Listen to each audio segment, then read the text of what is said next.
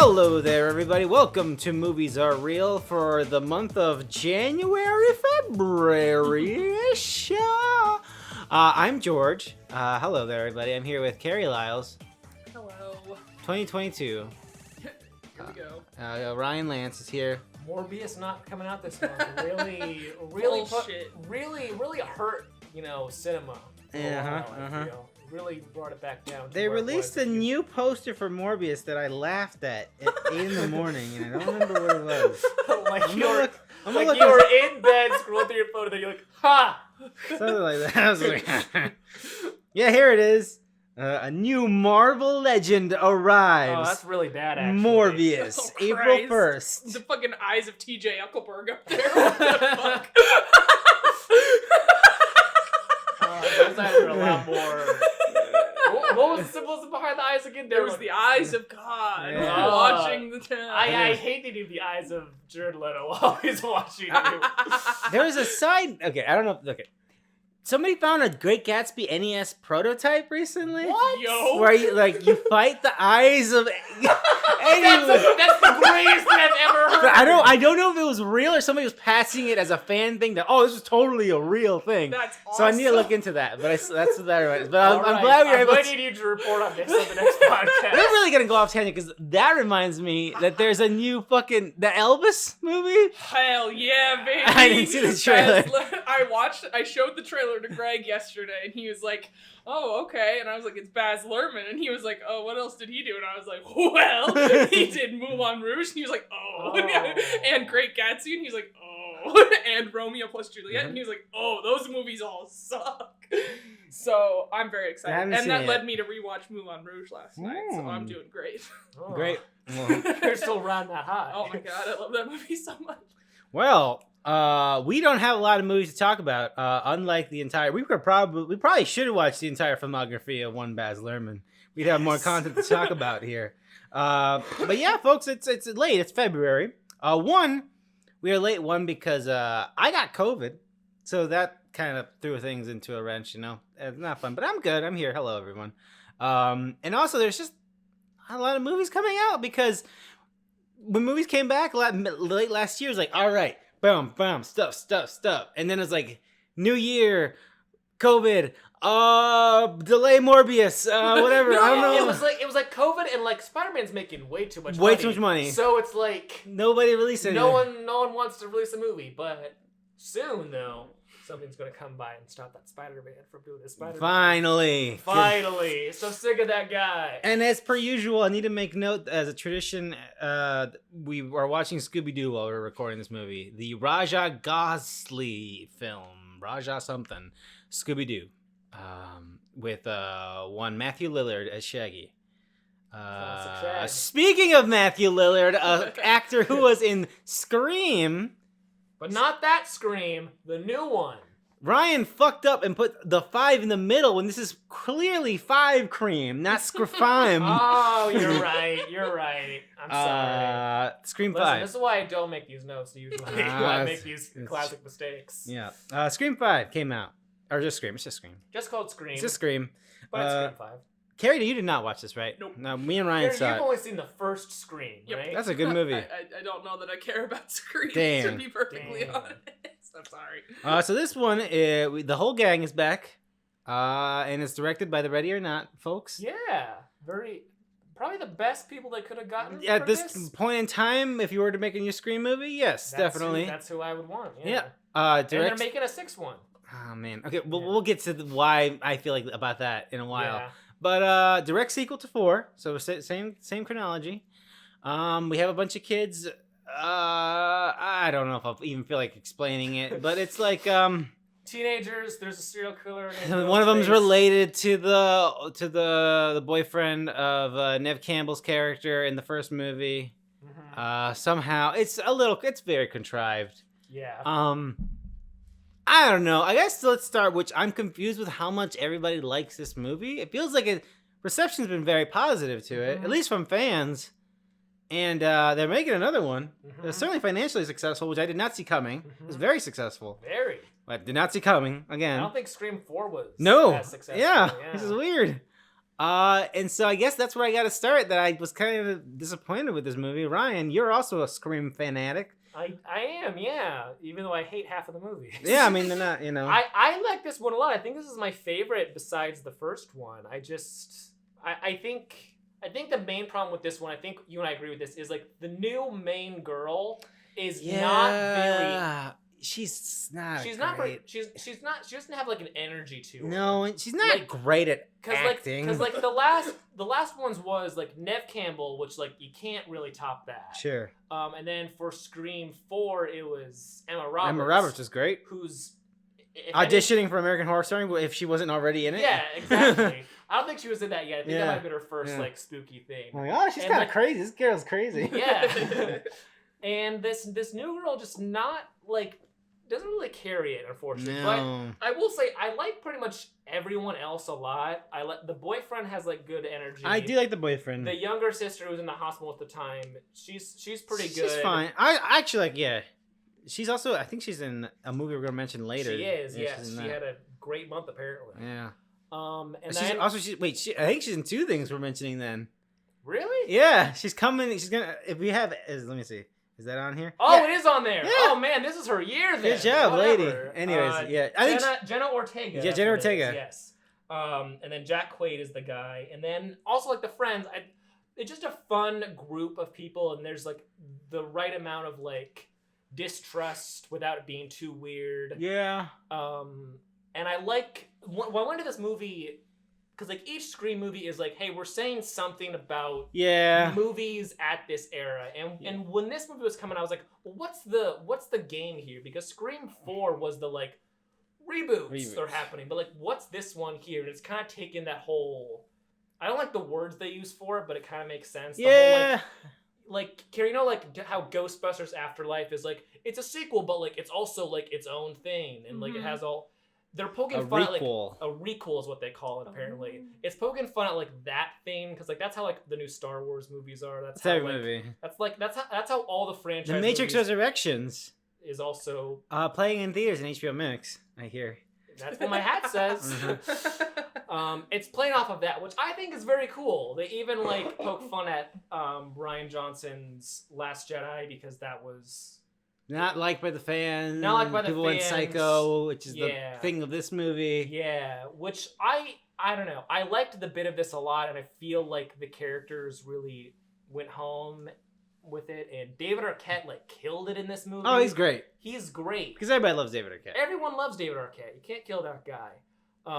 Courteney Cox and Neve Campbell didn't do as much, but when they came by towards the end, David Arquette's definitely the best out of it. It was just fun. Yeah. He had the most to work with, and I feel like David Arquette and Courteney Cox have a scene where they were clearly trying to do a lot, and I don't know if it worked for me, but I guess it kind of works just in that these people were married at one point and they broke up, but they're still chill with each other, like these characters in the movie. Yeah, which is very fun. You know, it's nice when, you know... Also, Courteney Cox has had a lot of Botox. Is also what I thought of watching that movie. But yeah, I like the relationship in the film and in real life. It's nice to have a couple that is. It's nice to have couples who remain friends like that. My thing with the movie is just I guess I would disagree, and like I just don't feel like it had anything to say. Okay. Like it threw a lot out there and it didn't say anything fully. It starts with like I'm glad it didn't commit to this bit. They just get out of the way to start was like. When the Ghostface killer calls the girl, Jenna Ortega's character this time, he's like, do you like scary movies? Blah, blah, blah, blah. And she's all like, yeah, I like elevated horror. You know, like The Witch and It Follows. That was funny, but I'm glad it was just like, here's that bit and that's it. Yes, I'm glad they didn't stick with the That was the whole thing in the movie. Because the killer was like, what don't you like stab? And she's like, those old like slasher movies? No, I like horror movies like The Babadook. Like at some point, yeah, exactly. And it's so good. It's really so funny. Yeah, I'm glad the whole movie didn't go like I don't know. They turned to like ultra wide or fucking, and it went super slow or something. I don't know. Have a disaster piece score. Yeah, exactly. Stuff like that. But yeah, for me, the movie just didn't say anything, and like the person who's the killer is like, okay, like that. That's who we all thought it was going to be, but you didn't swerve. It is, but it's also like, I like that actress, by the way. That actress, yes. She was great. She was the most annoying person on the planet, and she's great. She went from just like regular annoying to like crazy annoying very quickly. No, I loved it. I loved that. It was great. But yeah, I like the killer reveal because it felt like obvious, but also in a way that's like, all right, I get it. I like their motive basically, which is very of the time.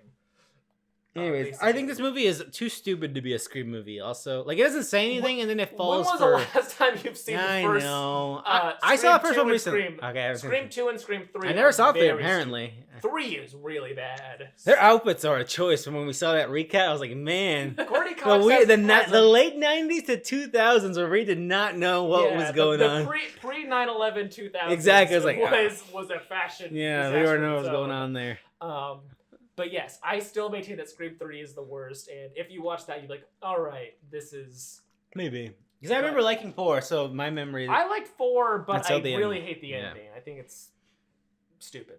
Anyways, I wish I liked it more. I'm glad it did well, I guess. I'm very glad it went well. I'm surprised they're not taking more time for the sequel. They must have, like, an idea for a 6th one. I don't know. Cool.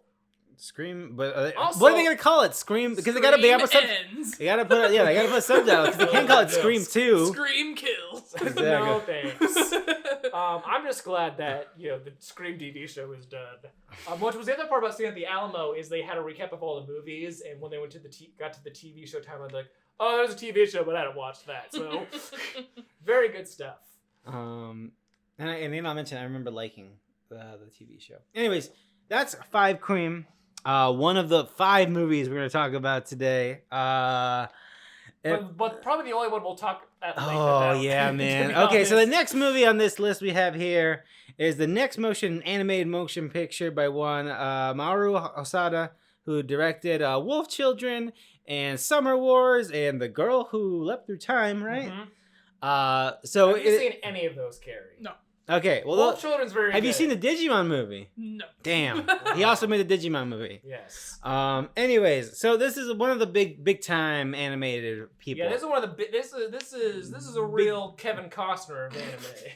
I'm trying to think of a big actor. I don't know what that means. Kevin Costner came to my head. He got killed in a tornado. Exactly. No! Yes, exactly. The star of Yellowstone? When you're like, the new Kevin Costner movie's out, I gotta stop Ryan, him. do your parents like Yellowstone real quick? That seems like something they would love. No, I don't think they know what that is. Okay, well, that seems like something they'd be into. Anyways. They watch Young Sheldon every night. Every time I go over there, they always put on, how, I think I've told you guys, I always watch, like, video game YouTube videos when I eat lunch and dinner. Yep. I think you might be the same or do similar things. They're nerdier than yours somehow. I guess so. They always watch Big Bang Theory or Young Sheldon, and they think Young Sheldon is better than the Big Bang Theory. Hot take. Whatever. Anyways, this podcast is not about. Anyways, what we're saying, this animated motion picture is a big deal. But is it as good as Young Sheldon? Probably about on the same par. Oh no, we did not enjoy this movie. We did not enjoy Belle, which is crazy because people really like it. I don't get it. I don't get it. I've heard good things about I'm convinced it's a psyop. Everyone's paid off by big G kids. So this motion picture is very similar to his former stuff that he's done with like internet, like the internet, but like if it's like a physical metaverse, if you will. Oh, no. It literally is a metaverse. It's literally a metaverse. But it's not like one of those. It's not like the Facebook metaverse, which is like it's like VR chat kind of. But, But also more confusing. But it was also more interesting in Summer Wars. Anyways, what I'm saying is the main character in this motion picture, her avatar is a singer. And she's all like, bah, bah, bah, I'm sad and I don't bah, bah, bah. But in the virtual world, she's this famous singer. She's a real Kevin Costner in the universe of you got the limo right front, Kevin Costner. But so that's the thing. So the idea that when I went to this movie and like the idea of like the first like third is like, hey, there's this like shy girl who like doesn't have like a lot of friends, doesn't really know what she's doing with her life, but on this metaverse thing, she's like the #1 pop star. And like the duality and that's interesting. Ready Player One. Is that Ready Player One? I think Ready Player One was like everyone loves the 80s, right? No, well, there was that one girl who was like, I'm so fucking ugly because Oh, of the model with no, a birthmark on it's my not face. like she's- but I'm she- a hot babe. I and forgot Ready about Player that. One. It's not that she thinks she's ugly, she's just very shy and doesn't like to talk. But she Yeah. has this like incredible singing voice. Anyways, there's But- this guy. Yeah, go ahead, Ryan. But like starting after like the first act, she's like giving a concert and the Beast shows up, and you're like, what is that? And it's just like a guy like runs into the stadium. He's like, he's killing or hurting people or whatever. We gotta stop the Beast. He's a troublemaker. He's the biggest outlaw in the metaverse, and it's like, okay, I don't understand how you could be like an outlaw in RuneScape, but whatever. Is he like a hacker or something? No, Not he's really. just like violent. He just doesn't like the cops, like the internet Yeah. cops. Oh. He's just like he like disrespects the mods. he doesn't Exactly, He yeah, doesn't, that's he doesn't 100%. respect the no PvP rule in this metaverse. I see. I guess. And like then she becomes obsessed with finding out who the Beast is, and that's when me and George were like, oh, that's why they played so much weird beauty in the Beast imagery. Oh, her name is Belle. Yeah. You're like, oh. But like the Beauty and the Beast thing is weird because he has like this weird hideout that like no one can find in the It's metaverse. like a castle, Like but a castle But it's surrounded like- by clouds and but it's storms like, in winter. Look, I know that like we still don't fully understand what the metaverse is, but I feel like you can find someone's house. Like there's got to be a directory in the metaverse, right? anyways, That's a Google search, but the right? point about Anyways, I don't no, keep understand. going. I don't understand. We get to the Beauty and the Beast thing, and then like the kid is like, it's a kid. Spoilers. It's a kid, and like She's like 17, but this is like a Yeah. 13-year-old kid. and also they're not like in love. It's more like in a.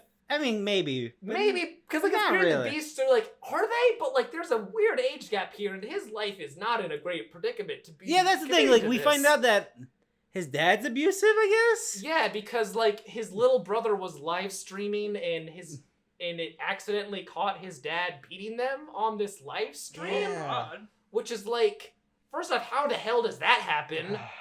Anyway, so we find this out, and like she solves the problem by singing a song yeah, to the metaverse, and then he hears it, and he's like, man, Belle, you really hope, right? yeah, These scars on my avatar related to my scars in In real real life life? or something, which is like Ready Player One, a little bit. Anyways, this movie's trying to say something, but it's so convoluted, and it just really should have focused on the duality of like internet thing versus real life thing, because that's interesting, and I felt like all of the stuff involving her friends was interesting too. I thought that was the more interesting stuff. Me too. Because then like once She has we like get to this- some friends, like yeah, She has like these friends, In real and some life. of them are in real life who like one of them's like a hacker girl, and one of them's like this cool popular girl, and she's really into this weird guy who loves rowing, yeah. which is really That's the best funny. moment in the movie. I think. Exactly. But then there's this weird Beauty and the Beast thing, and this weird, what's the Horizon Worlds that they call I it? don't know. I'm just trying to think. Also, of metaverse I things. don't like how it looks at all. I don't like their No, metaverse. Because like it's like traditional like Japanese 2D anime in And then 3D and animation. then 3D anime in the Belle's metaverse. 3D animated. Yeah. And I don't like And- Belle. She just looks like an e-girl. She does look like A a TikToker with like the rosy cheeks and like Yeah, which is fine. That's what I look like in the metaverse. Exactly, but 100%. I don't get it, man. I don't get it Anyways, either. the movie let me felt it was 2 hours and It change, was. and it was about nothing. That's how I felt. My favorite part about this movie happened after the movie is they didn't charge you for your coffee. No, they did it. And then the manager came out and was like, "Did you guys like the movie? I was thinking of seeing it." And you're like, "Yeah, don't."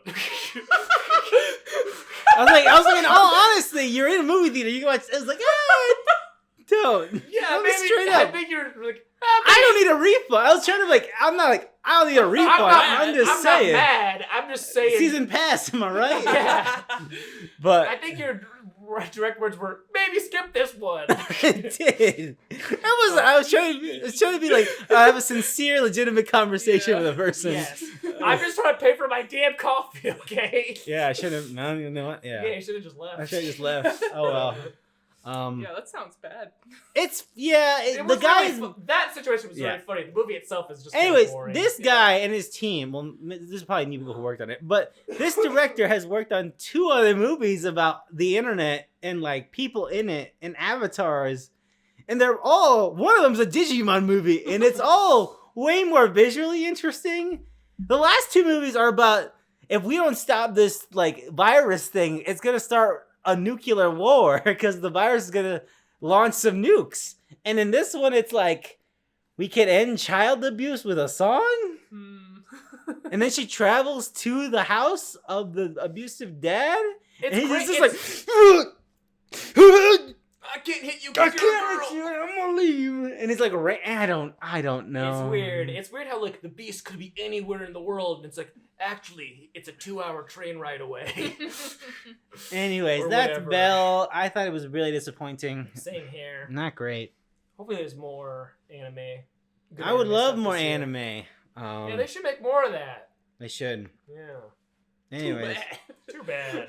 Are you the only one who saw the Fallout, I'm Ryan? the only one who saw the Fallout. This is HBO Max. This is this movie. This blew up on Letterboxd, which is why I was like, all right, there's nothing else to do tonight. I feel like did it blow up on Letterboxd just because nobody else had anything to watch? Exactly, that is 100% okay, what happened. That happens sometimes. I have no idea what this is. I've not been on Letterboxd very much. Oh, okay.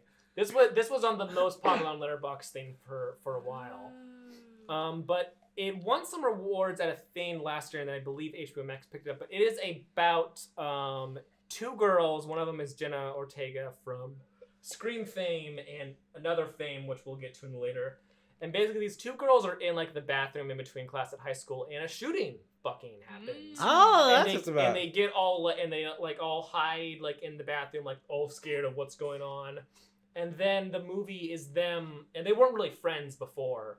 And a movie is like just them dealing with, what do we do with now that this thing happened? A horrifying event unfolding around us now. And like it's an interesting perspective because you don't see the shooting, you don't even see the shooter, when you don't learn about like why they did it. It's just so focused on like mostly Jenna Ortega's character, like I don't want to go to school because it's horrifying. And like a lot of people I knew died in that thing. Just like so focused on like what she's dealing with on this, which is interesting. But a lot of how she deals with it is just like sitting at home being sad and not really doing anything. And she'll occasionally talk to like her sister and her mom and her dad, but it doesn't really feel like enough is happening to like people love this movie, by the way. Like it's gotten very good reviews, but I just feel like it's not doing like it doesn't have enough time to like really get into the stuff or like focusing on the other characters, because the other girl that she was in the stalls with was like this big Instagram model that happened to be going to their school, and she's all like, I don't have any real friends, you're the only real friend I have, but they met during a really horrifying thing. And now they just like get drunk at like her pool now. And I don't know what else to really say about it. It's like an interesting idea, but I feel like it doesn't flesh itself out. I feel like it'd be a good like mini series, and to focus on like more characters dealing with this stuff, because there's other like supplementary characters who are dealing with this thing, because like her best friend in the movie before she meets the girl in the stall, he becomes like this voice against gun control, and like gets on like CNN and is like, we need to do something about this gun control problem, and everyone's like, yeah, guns are bad, which like yes, but there's also been thousands of kids who've done that and nothing has happened in this world, which is super cool. And that's kind of part of the message of that story. It's like, hey, we're doing really good, but politicians aren't doing anything about this because of whatever. But again, I could have done more on that. Anyways, those are my thoughts on guns in this movie that is kind of all right. Okay, that's the Fallout, folks. Yeah.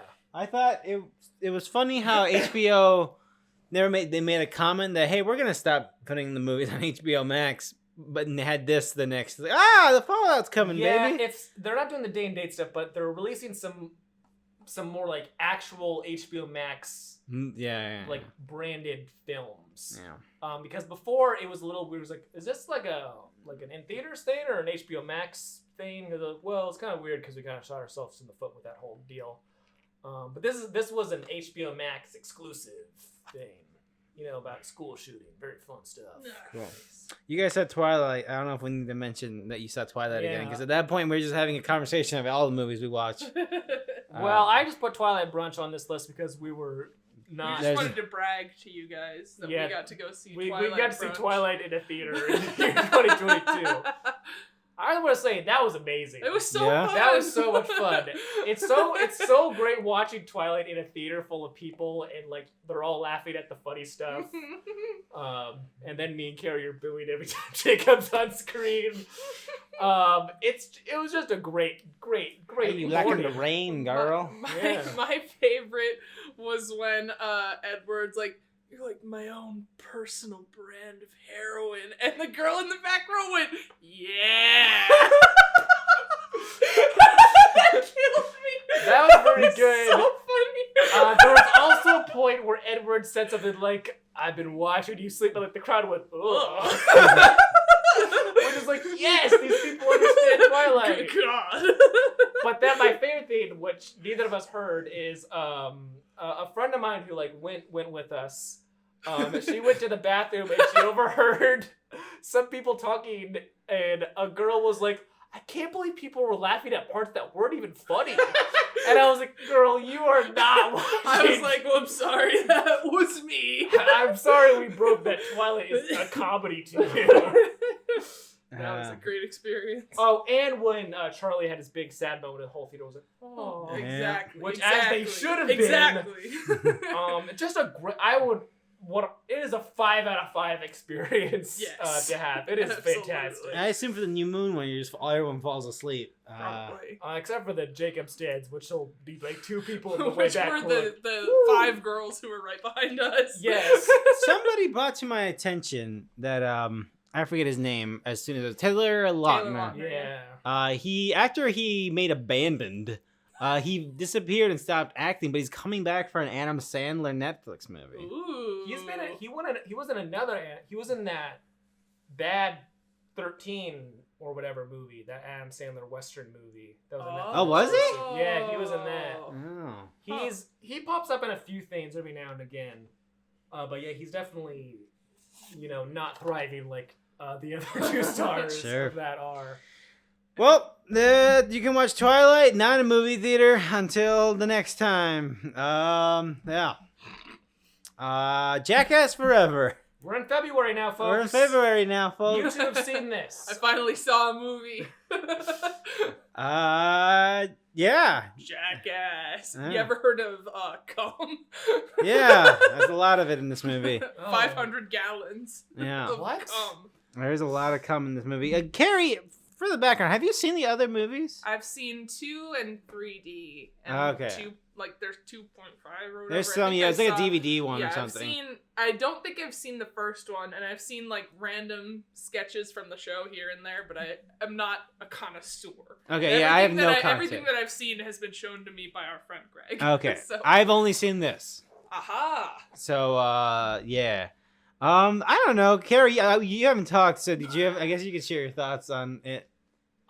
I liked this movie a lot, and I think it was informed how much I liked it by the theater experience, because I wanted to go see it I specifically wanted to go to a Marcus Theater instead of the Alamo, because I was like, I want a rowdy crowd. You want the rowdy people, yeah. And so I want the Jackass crowd. Exactly.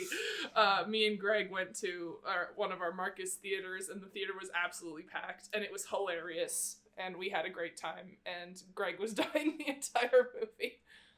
I think my favorite bit was the Silence of the Lambs one, where they were in the dark room. Yeah, that was all. Again, so it's not funny. the most like Jackass. Donaggio also thought was the funniest one. It's like the most like fucking with your friends. It's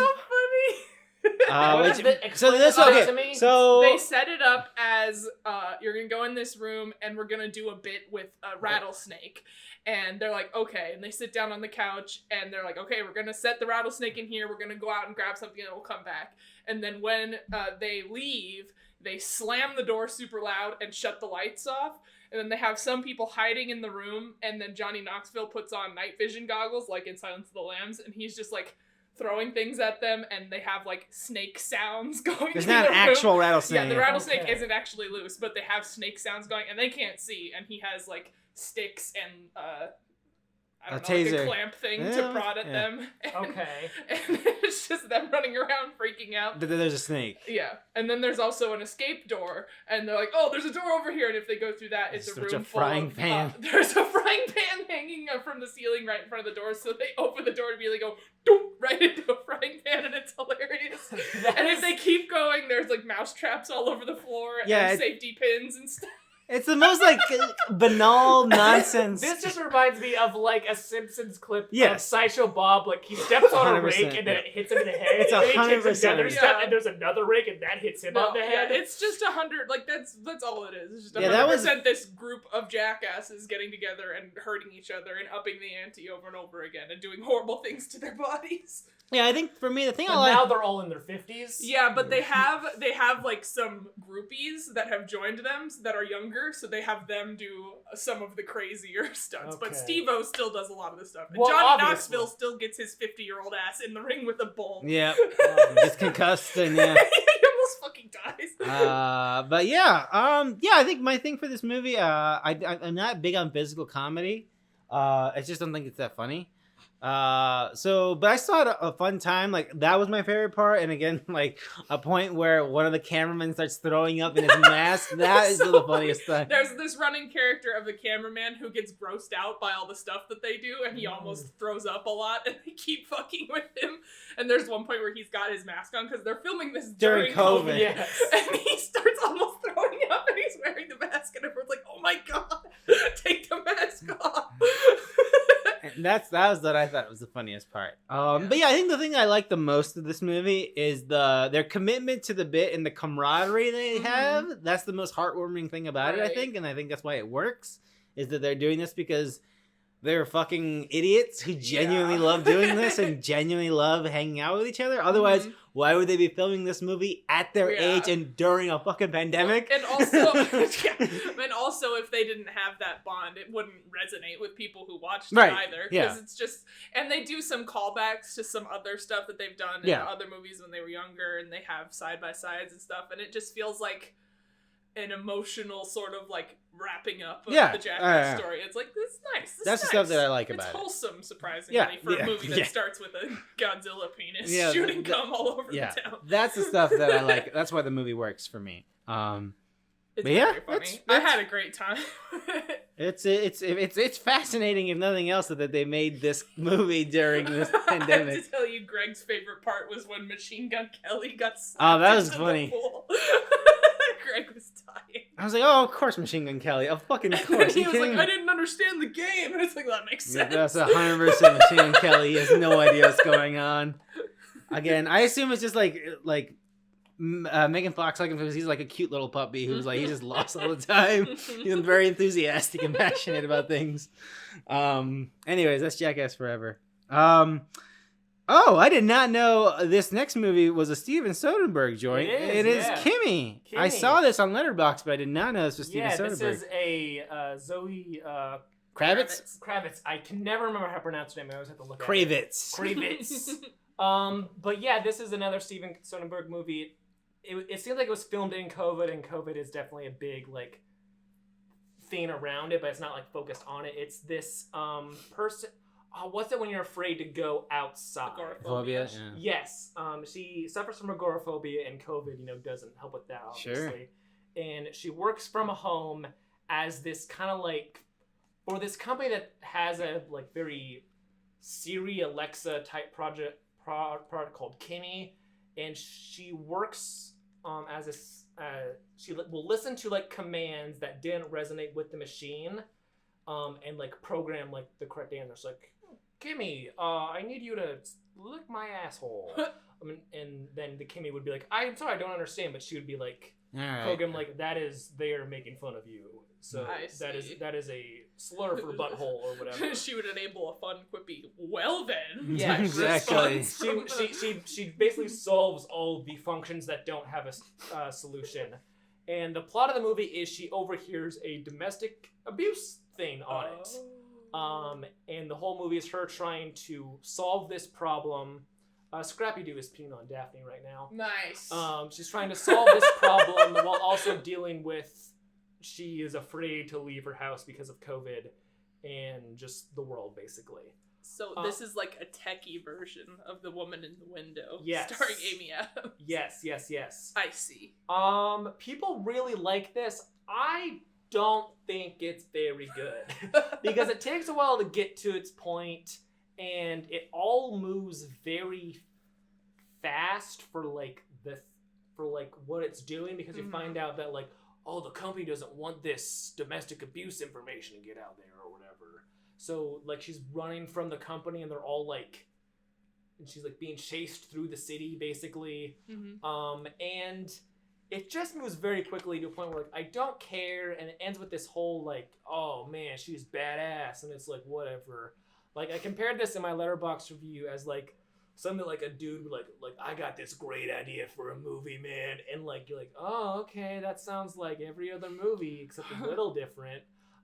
It feels like that because it feels very good for her, and I just don't vibe with it really, to be honest with you. It doesn't feel like it's sane or doing as much as it thinks it is. Although what I do like the most about it is when she initially does the like, okay, I have to leave my house.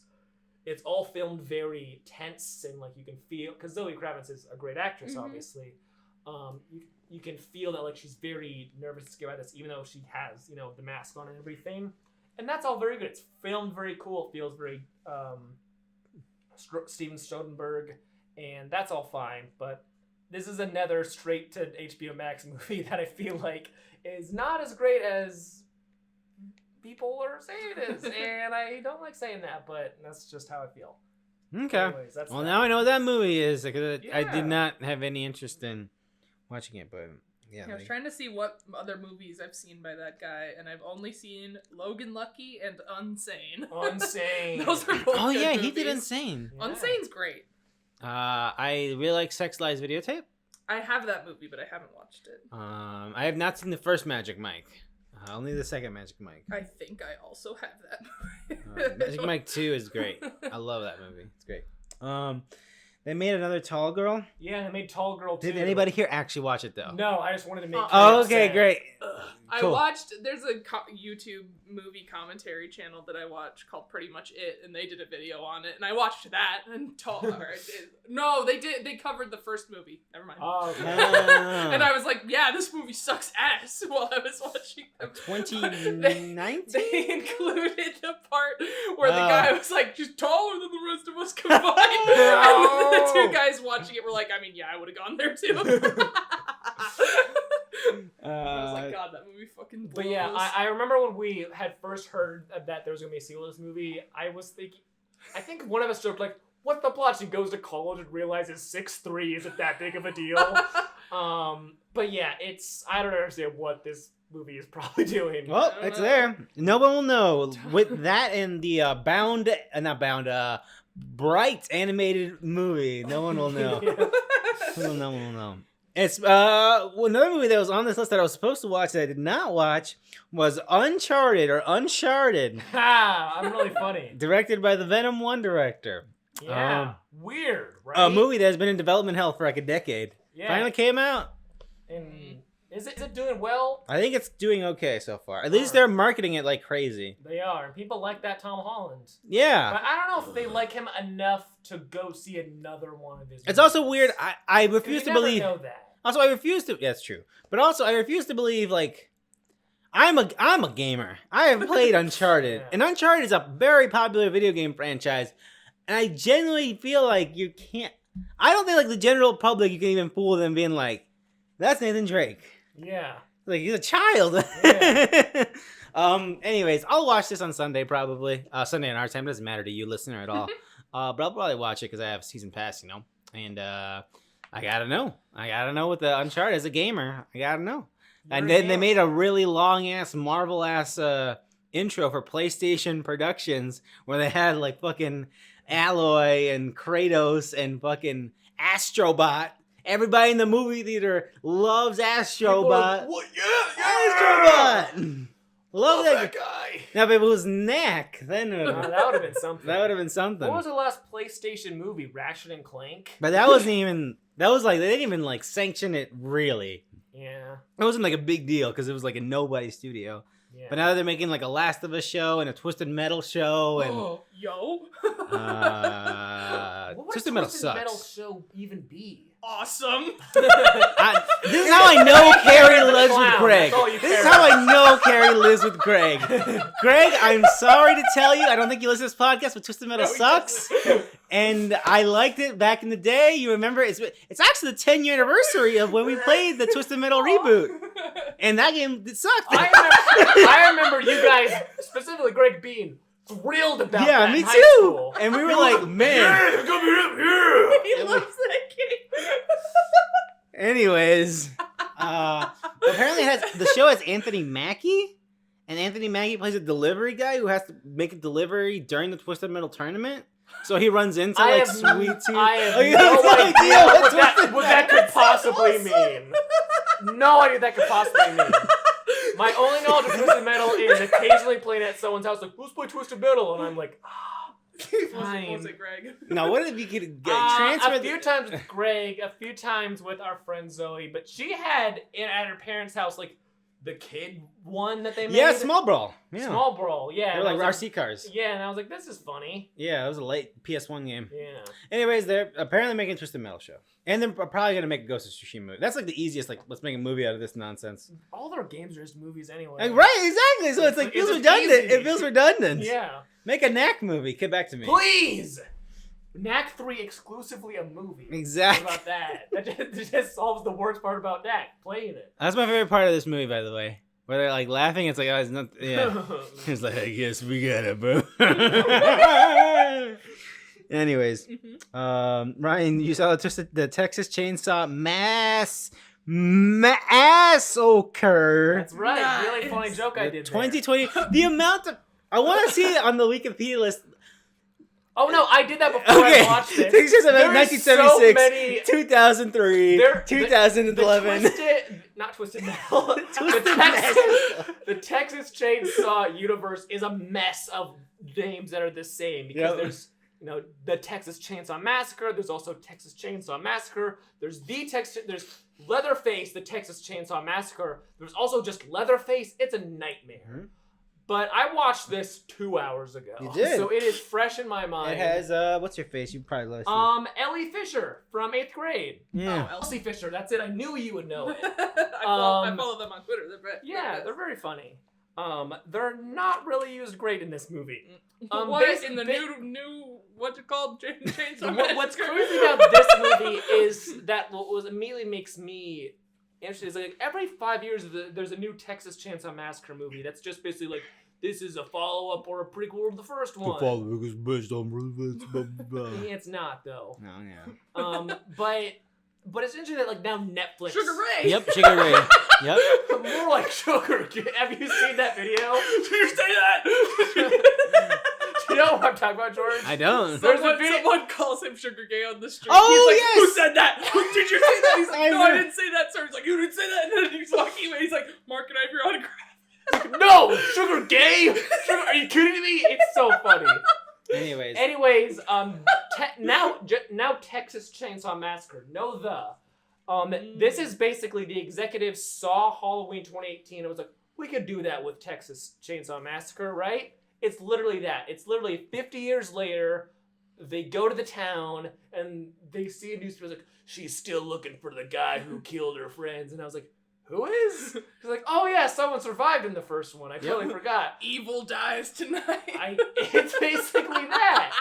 But like, her name's Sally, but she doesn't like have the same energy as like a Jamie Lee Curtis, and that's mostly just because Jamie Lee Curtis went on to do a lot of stuff. Yeah. But I don't think that actress really has, so it's just kind of weird. But like, these like young adults go to like the town that I guess the Texas Chainsaw Massacre happened in, and they're trying to sell a bunch of property to make a new like community thing, basically, which is like a weird thing to start to do a new young hipster community project in an abandoned Texas town. Like they're gentrifying Texas they Chainsaw Massacre. They already town. ruined Houston, and they already ruined most of Texas. So God damn it! Maybe I don't know about or a chunk of Texas. Maybe I don't know about what's going on in Texas because that place is a nightmare. But that's basically it's a big place. There's a lot of nightmares happening. What they're doing there, including Joe Rogan. Yeah. And one of the houses that they bought the property of. Like an old lady's living there and like, man, we bought this property. It's like, nah, I had the bacon bun. And it's like, okay. But then like she's like, I have one son who lives upstairs. And it's like, okay, it's the Texas Chainsaw Massacre guy. But like he's like fucking 80 years old now. I'm so confused. Like what's going on here? And then like there's a thing happens with like with this old lady and she dies and he's like, I'm pissed again, and he just goes around killing all the fucking young yuppies or whatever in the town. Nice. Is that the proper word for no? Like, I don't know. Keep going. It's just like what an old people would call him, where it's like, you're coming to my town, whatever. I don't know. But I'm trying to think of words and I can't. This movie's not very good. Whippersnappers. Yeah, sure. And he just goes around just like killing people in all these visitors in this town. And Elsie Fisher, even though she's the new main character, she just kind of waits on a bus the whole time. There's this whole thing about how she was in a school shooting and she's now afraid of guns, but at the end she has to be like, I had to take this gun to take it down the sky or whatever. That's the whole thing. And it's just not very good. It's very violent.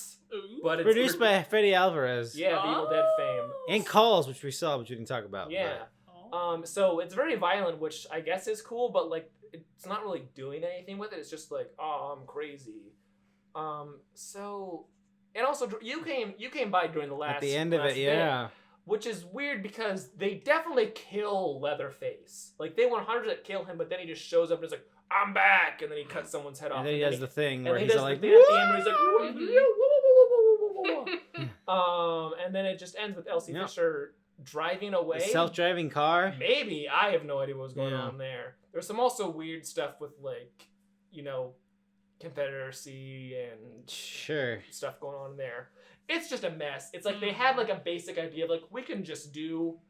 Oh, and the Sally lady, you find out that she became a cop and she was hunting Leatherface for years. Like Jamie Lee Curtis. And then she gets the call like, I think I found him because I just saw this thing in the radio about someone cutting someone's face off and wearing it. Dear God. Oh, dear God. And she's like, that's him. And I think she was living in the old house she was living in the original house, which is like, that's weird. But she still couldn't find him? I guess.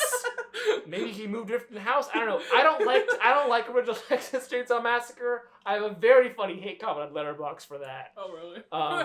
Yeah, I called the movie dumb, and then some rando who has only ever liked the Texas Chainsaw Massacre on his Letterboxd was like, if you think this movie's dumb, you clearly have not seen a lot of movies. That sounds like every fucking person in your Letterboxd. Yeah, and then they were... You attract the worst kind and then they said something that was like, you didn't even articulate what you thought was dumb about it, like a real reviewer. It's like, bitch, this is a Letterboxd account. What are you doing? Those are those weirdos who will go on Letterboxd and demand an actual review. Yeah, it's like, I don't like that part of the website. No, I had to like have some serious thoughts about a movie to do more than like a small paragraph. But yeah, I'm not a big fan of the original one, and this movie, maybe if you're a big fan of that original one, it might do more for you, but I still feel like it lacks kind of like a real identity because it's just stealing identity from another movie.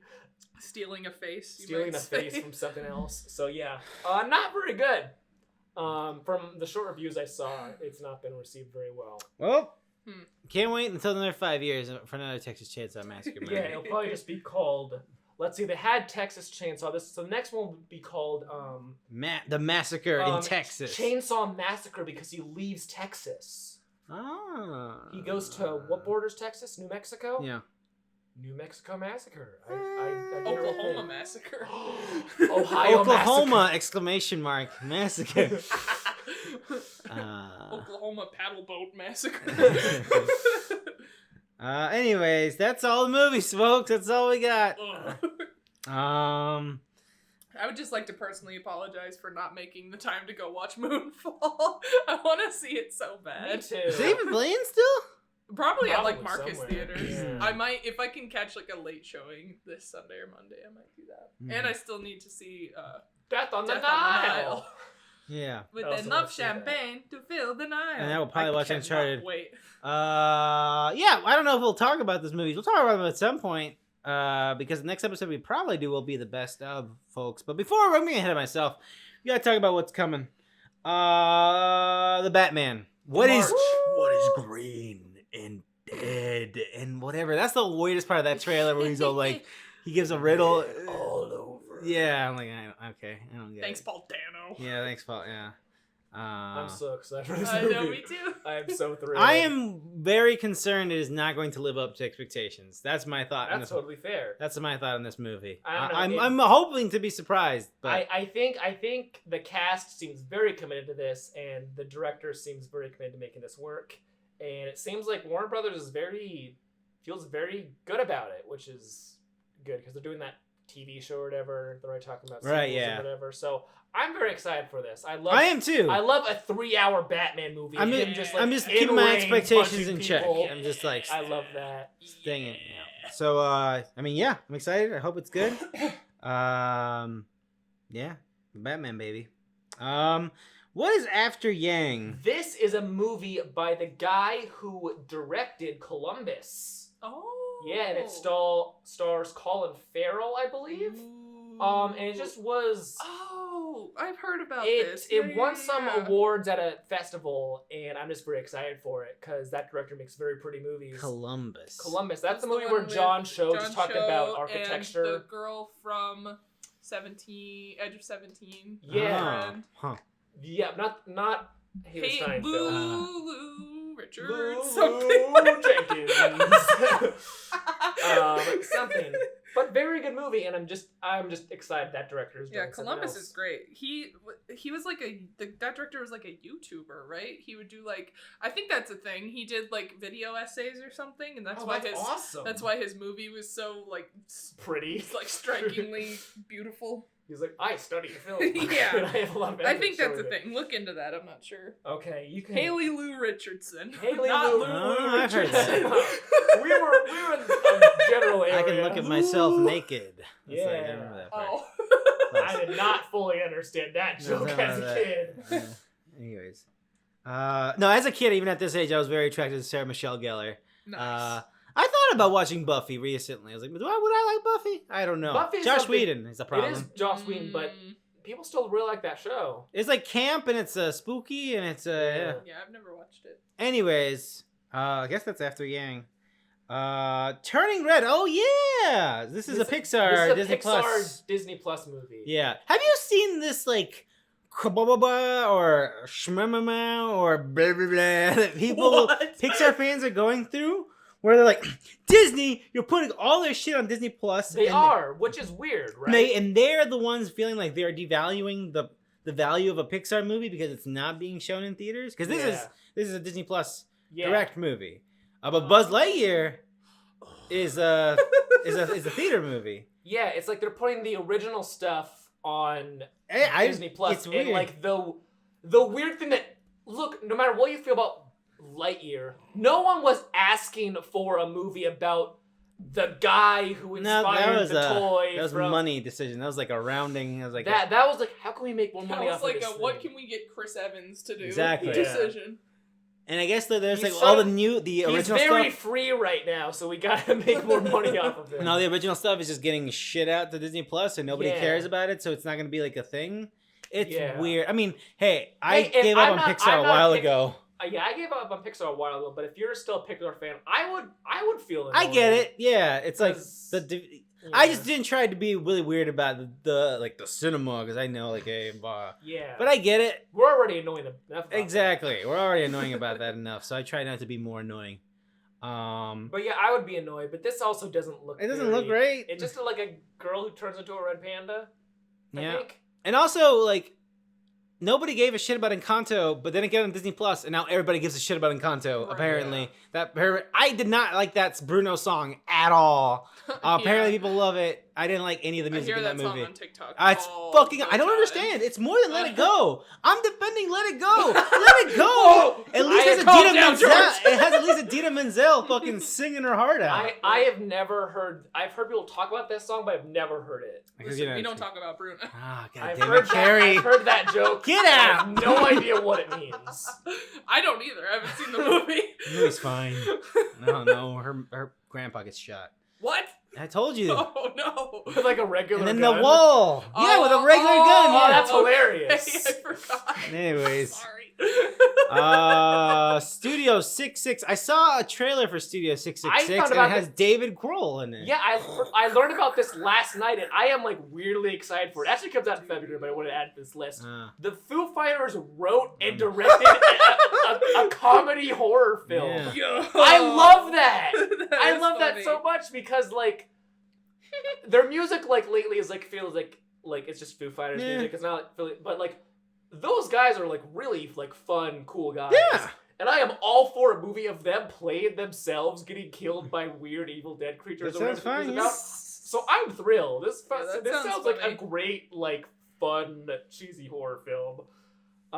And I have heard that there's also just fun cameos from other musicians that they are friends with that wanted to be in the movie.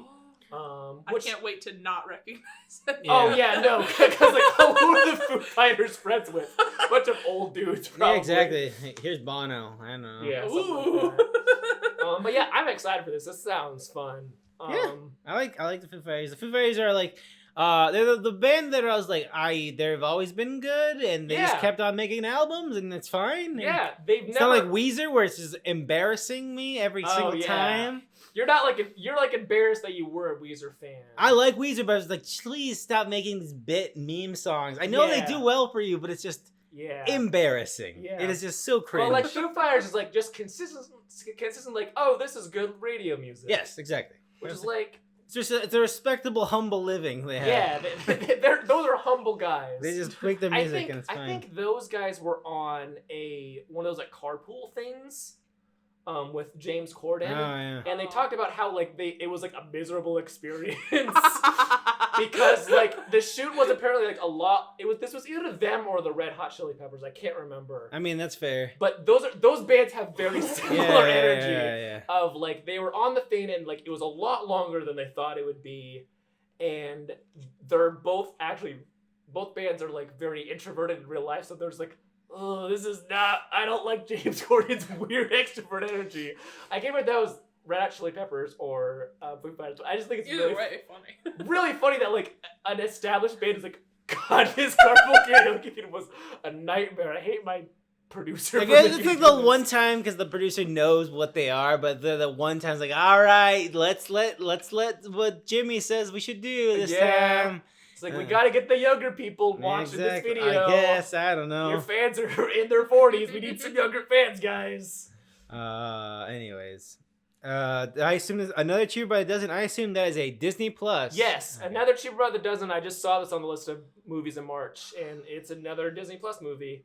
And that's all I got to say. Again, Disney bought Fox just to make a bunch of Disney Plus direct sequels to their movies. Probably.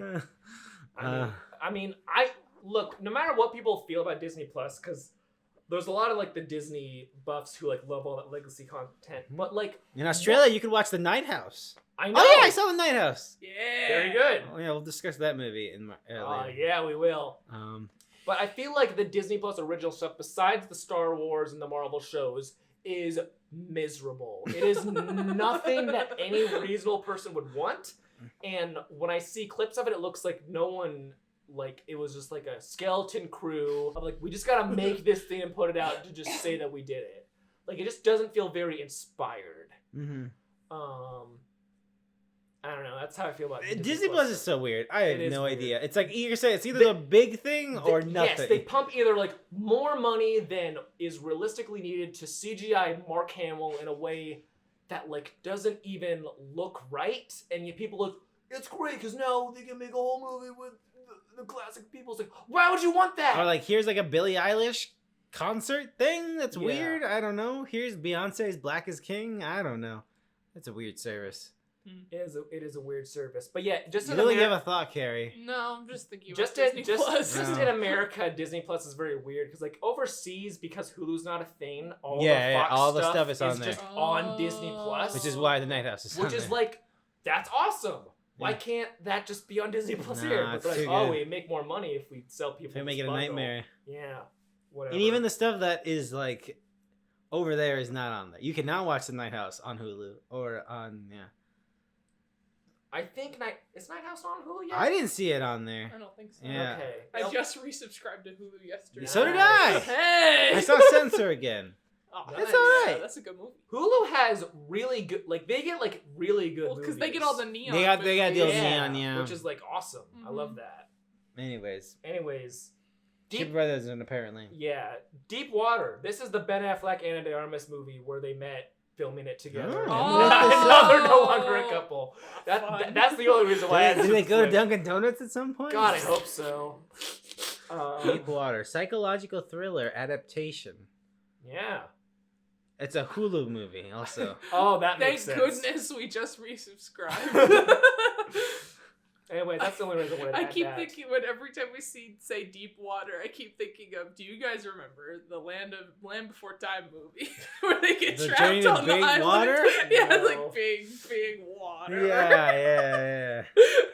I thought this was the Dark Water, the Jennifer Connelly remake of the Japanese movie. I was when I saw this, I was like, wait, wasn't there a Mark Ruffalo movie? That was Oh, like you think of something- Dark Water? Dark Water, yeah, a different Dark Water. I forgot about that movie. It's a good movie. Yeah, I just remember your Mark Ruffalo voice when you were talking. Oh yeah.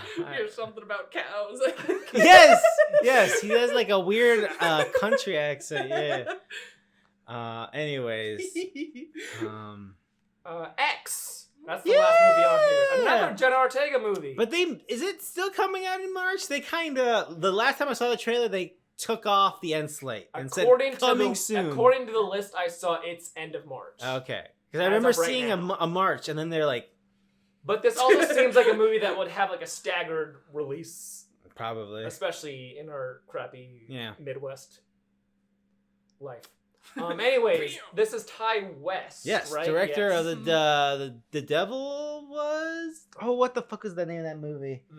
the Devil in My Town. The one with the one guy with the. He also made The Innkeeper, which I did not like very much. That and I think movie was okay. that movie was He not- made a bunch of VHS He also made. stuff. He was one of that. He was part of that crew back in the day. It was like, oh, these exciting horror directors like making weird shit, and that's cool. And now he's making Godzilla, and Death Note. He also made the Cannibal movie that really fucked me up. I can see the poster. Yeah, just look up perfectly. Ty West. You're not Green Inferno. That's a Oh. bad movie. Anyways, Ty West. I like Ty West. Cabin He did Fever. Is House that of the one? the Devil. House of the Devil. Yes. And In a Valley of Violence. No, The Sacrament. That's what I'm thinking of. In the Valley of Violence. Yeah. And he made the Sacrament. Yeah. Anyways, we didn't know Ty West clearly, but he's good. And yeah, so A24 is funding his new thing. It is a 70s movie. We found these ragtag pornographers who are shooting a film, and they don't have they're shooting it in the middle of nowhere country. And turns out some weird things are happening with the owners. It has Kid Cudi in it. It has Mia Goth in it. If it has Mia Goth in it, you know that she's going to be tortured. Yeah. And you're going to be like, why do you keep doing this to yourself? But yeah, it looks fun. They are shooting it there. Who knows if the actual movie would deliver on the goods, but they're marketing it like a grindhouse schlocky dealy. I mean, they're pornographers, so it's supposed to be a little bit trashy, which I love trash. So yeah, I'm excited. I hope it's good. I hope it delivers. I don't want to get my expectations too high. I don't look forward to anything anymore. That's what the George promised. I'm just getting lost in how much Ty West and Adam Wingard look identical. Yeah, They look and identical they and make the they same make- movies, they kind make of. the same movies, yeah. Sorry, I just never realized. Because I looked at Ty West on Letterboxd and I was like, is that not a picture of Adam Adam Wingard? Wingard? You know what I hate? That I know exactly what Adam Wingard looks like. I know. There's no reason why I should have a perfect 3D image of Adam Wingard in my head. Get out! Get out But of there! I do. Yeah. It's so weird. The House of the Devil was very good for the time. I don't know if it holds up. Again, it was that weird time when these indie horror folks were making stuff, and it was like, whoa! I watched that movie recently and I liked it. When did I watch it? I watched it November 24th of 2020. Wow. Okay. Anyways, that was a very slow movie, if I remember correctly. Except when it's not. Except when it's not. Greta Gerwig gets randomly murdered. Also out that, of Greta nowhere. Gerwig's in it. Yes, that's what I remember about it as well. Anyways, and that's about it.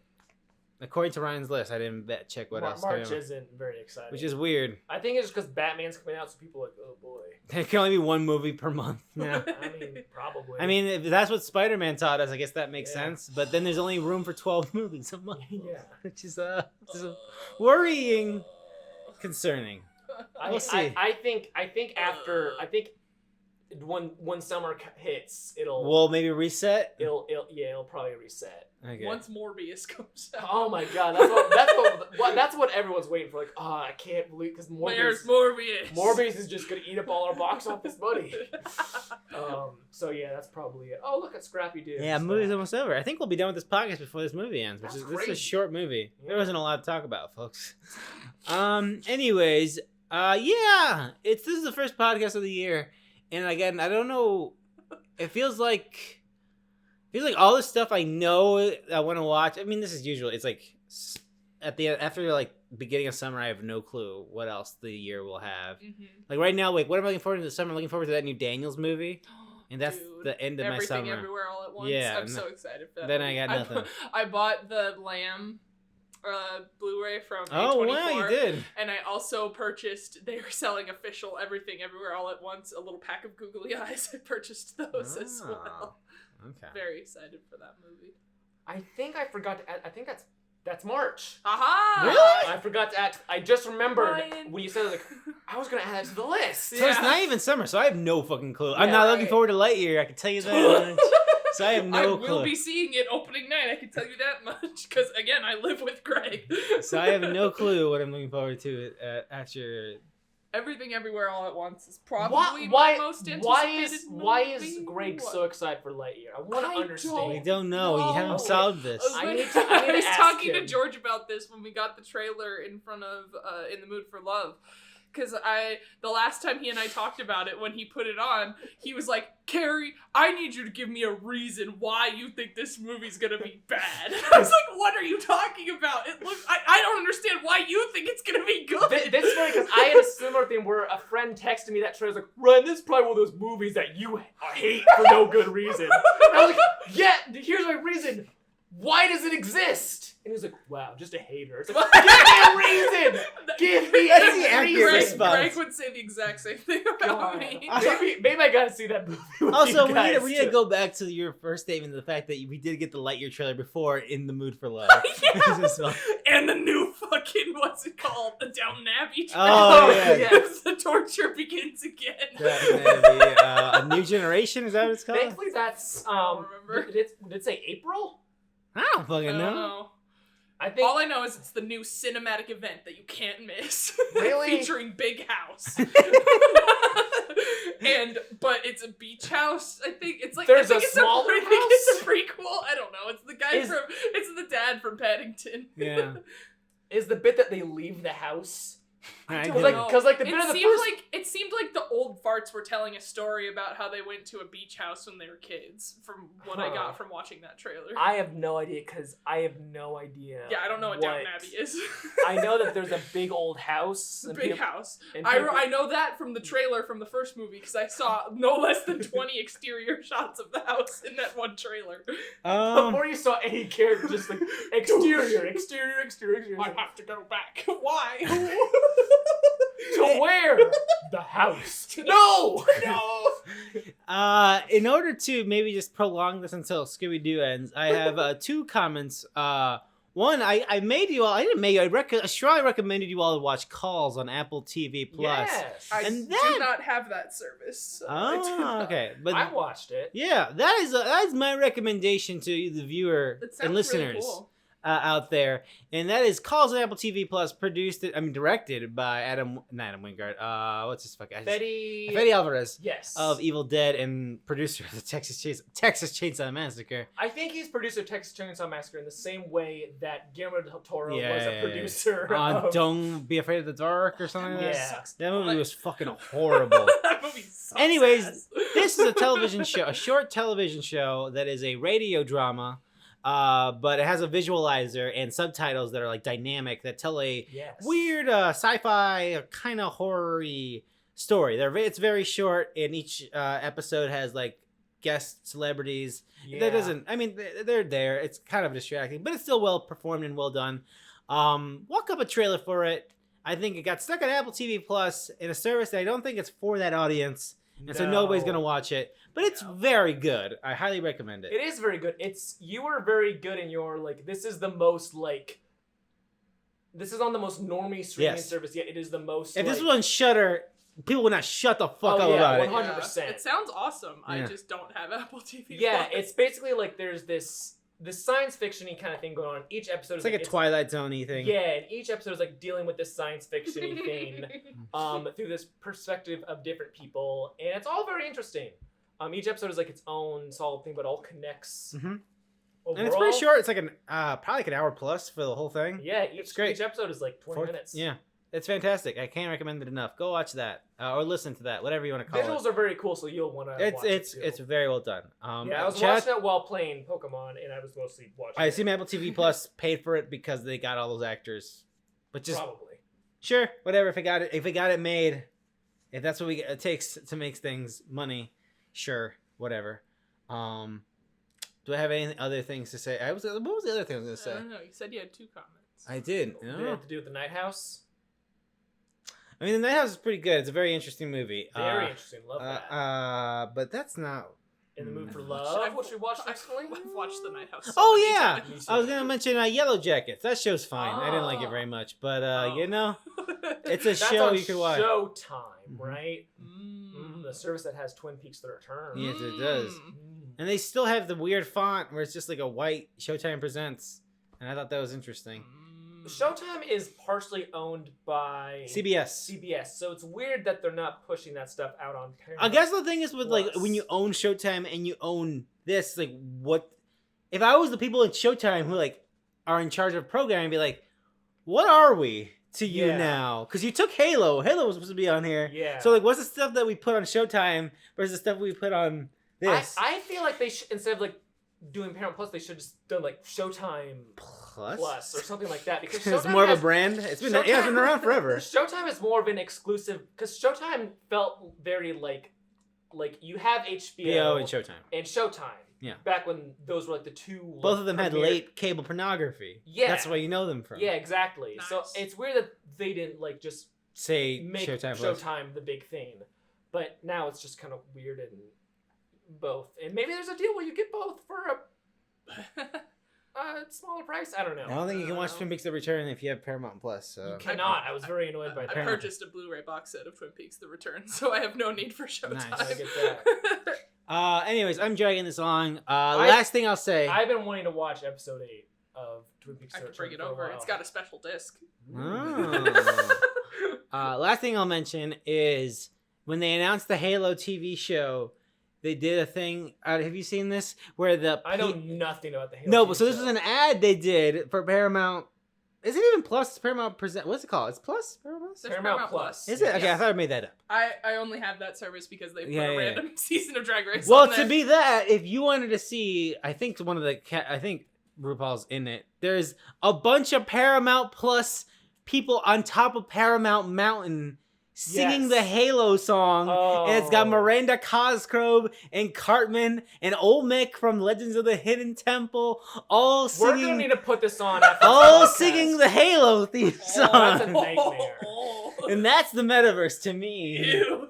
Anyways, it's so because like they've been talking about the Halo show since I was like a child. Yeah, since we were like in middle school. So Yeah. it's crazy that it's coming out now on Paramount Plus. Like imagine explaining that to our younger selves. Like, all right, there's gonna be this. And it's not canon. You know also, by the way, you know how Netflix is going to start streaming? Well, 10 years after they do that, it's a success. Every other company's like, oh crap, we should probably have gotten on top of this. Which is crazy to me. It's crazy to me how CBS and NBC, two network channels, two like historical powerhouses, have these streaming services that not a single person in the world gives two craps about. It's crazy to me how that's the future we live in. Mm-hmm.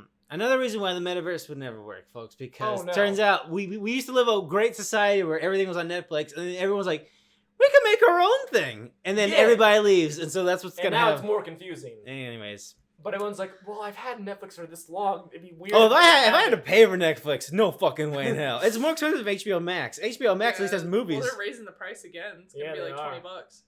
So you can play fucking dumb video games on there. Anyways, that's a podcast. Next time we probably do this will probably be our best of. We need a plan for that. I think it's gonna be I always say it's gonna be a weird one, but I looked at my letterbox best of, and I feel good about some movies, but I don't. Once again, classic George. I don't feel a fiery passion for a lot of the movies on the list. There's like 5 movies that I'm like, I love this movie, but then the rest are like, all right. They're fine. I ranked them on this list because I have to. Yep. Anyways, until then, we'll figure out what we gotta do. But Carrie, where can people find you? Apparently, you haven't been active on Letterboxd, so where can people? Not as much. I've been doing a lot of reading, so you can find me on Goodreads. Shut the fuck up! You gotta go pull your fucking Pokemon game Matrix hat wearing bitch.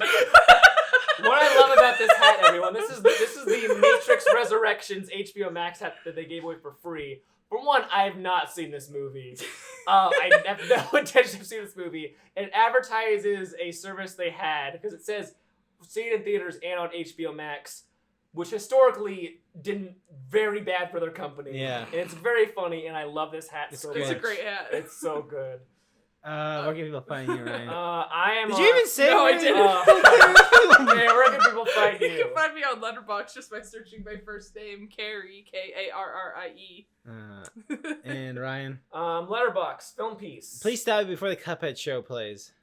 Oh, it's just gonna be a preview, but I can do that. Bow wow wow, yippee yo, yippee yay. Bow wow, yippee yo. George Crew is definitely not associated with the Cuphead at all. Don't worry about it. Yeah, you can find me at jcruzalvis26, where you can find my thoughts on Pokemon, the first movie. I might watch Pokemon 2000 again. I've been on a Pokemon because Pokemon. Yeah. Pokemon, the first movie. I'll just spoil it. I don't like that movie. I didn't like it as a kid. I don't like it now. I love Pokemon movies. I am gonna say one thing. The Pokemon anime right now is very good. Okay. Like way better than it should be. Okay. Is all I'm saying. You say so. It's shockingly good. This is a tangent, but like they made Ash like a actual character instead of just like. Boo! Which is great. I love that. He actually has like, you know, a character, and like he's actually like a good trainer instead of like, I don't know, I can't believe I used a fire type move on a water type. I'm so stupid. Like he's actually a smart person, not just like dumb bumbling idiot who's like, I'm gonna be the best Pokemon trainer in the world. I've been saying this for 20 years. I'm not any better. Anyways, I have nothing else to say about that. Anyways, thank you so much for listening to this episode. I hope we all get to watch more films in the movie theater soon. But until then, when we decide what the best movies of the year 2020 are, we'll see you next time. Bye-bye.